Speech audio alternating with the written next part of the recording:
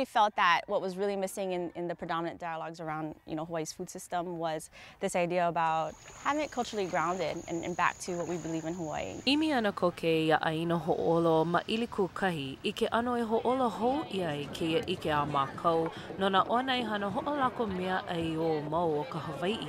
Is for us to be able to say, this is what we want to eat.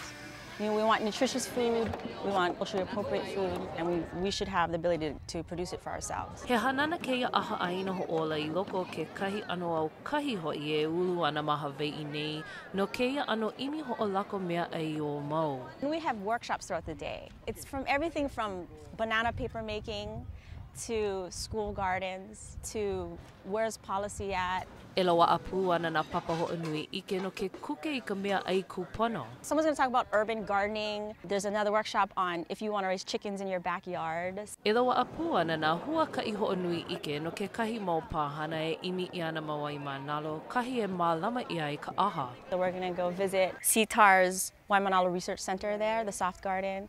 We're visiting Olomana Gardens. Some are going to stick around in the Waimanalo Hawaiian Homes Association and they're going to learn how to build aquaponics tanks. O ka mana'o lana, ko ho'eo ana I nā kaiaulu e imi I no hono o mau me ka ike a mākau I a'o ia ma keia aha. I think what's really unique about this conference is it inspires you and it shows you the role that youth can play. E holo ana ka aha mai ka la e hiku ai ka la e iwa o Iune.